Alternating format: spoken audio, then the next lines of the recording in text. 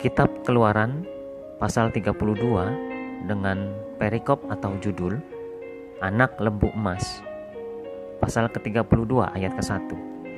Ketika bangsa itu melihat bahwa Musa mengundur-undurkan turun dari gunung itu, maka berkumpullah mereka mengerumuni Harun dan berkata kepadanya, "Mari, buatlah untuk kami Allah yang akan berjalan di depan kami, sebab Musa ini, orang yang telah memimpin kami keluar dari tanah Mesir, kami tidak tahu apa yang telah terjadi dengan dia."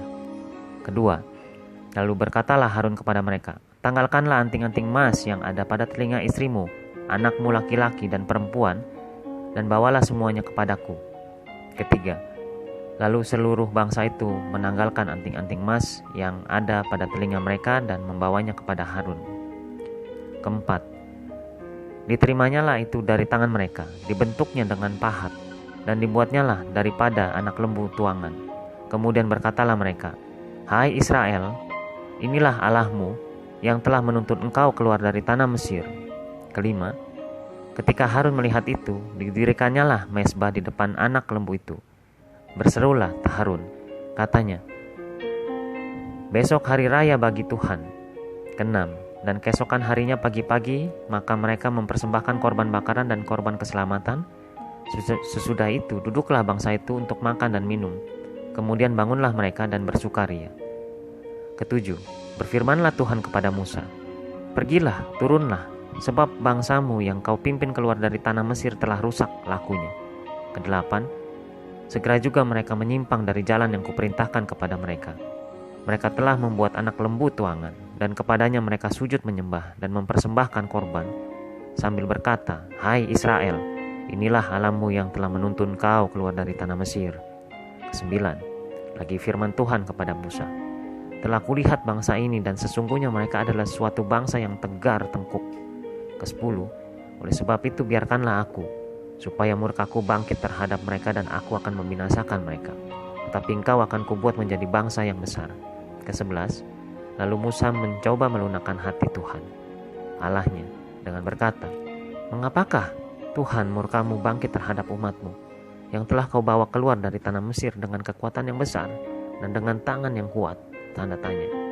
Ke-12, mengapakah orang Mesir akan berkata, "Dia membawa mereka keluar dengan maksud menimpakan malapetaka kepada mereka dan membunuh mereka di gunung dan membinasakannya dari muka bumi?" Tanda tanya.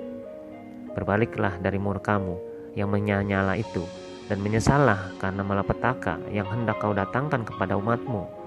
Ke-13, ingatlah kepada Abraham, Ishak dan Israel, hambamu itu, sebab kepada mereka engkau telah bersumpah demi dirimu sendiri dengan berfirman kepada mereka, "Aku akan membuat keturunanmu sebanyak bintang di langit, dan seluruh negeri yang telah kujanjikan ini yang kuberikan kepada keturunanmu supaya dimilikinya untuk selama-lamanya."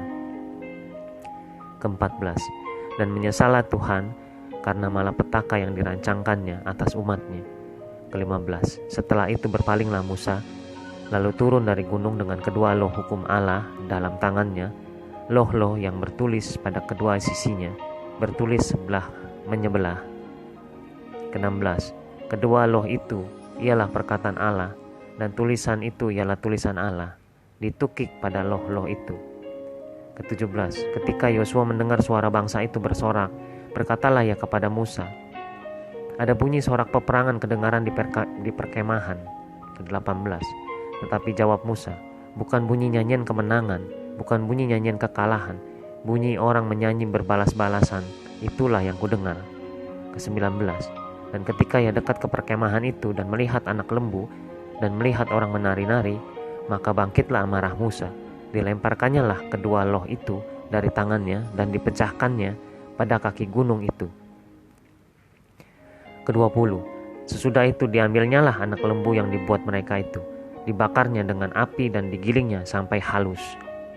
Kemudian ditaburkannya ke atas air dan disuruhnya diminum oleh orang Israel. Ke-21, lalu berkatalah Musa kepada Harun, "Apakah yang dilakukan bangsa ini kepadamu, sehingga engkau mendatangkan dosa yang sebesar itu kepada mereka?" Tanda tanya. Ke-22, tetapi jawab Harun, "Janganlah bangkit amarah tuanku. Kau sendiri tahu bahwa bangsa ini jahat semata-mata. Ke-23, mereka berkata kepadaku, buatlah untuk kami Allah yang akan berjalan di depan kami, sebab Musa ini, orang yang telah memimpin kami keluar dari tanah Mesir, kami tidak tahu apa yang telah terjadi dengan dia. Ke-24, lalu aku berkata kepada mereka, siapa yang empunya emas haruslah menanggalkannya. Mereka memberikannya kepadaku dan aku melemparkannya ke dalam api, dan keluarlah anak lembu ini. Ke-25, ketika Musa melihat bahwa bangsa itu seperti kuda terlepas dari kandang, sebab Harun telah melepaskannya, sampai menjadi buah cemooh bagi lawan mereka. Ke-26, maka berdirilah Musa di pintu gerbang perkemahan itu serta berkata, siapa yang memihak kepada Tuhan datanglah kepadaku. Lalu berkumpullah kepadanya seluruh Bani Lewi.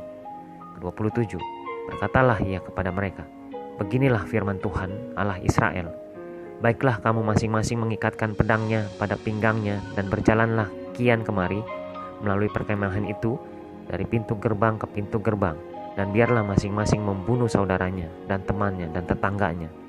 Ke-28, Bani Lewi melakukan seperti yang dikatakan Musa, dan pada hari itu tewaslah kira-kira 3.000 orang dari bangsa itu.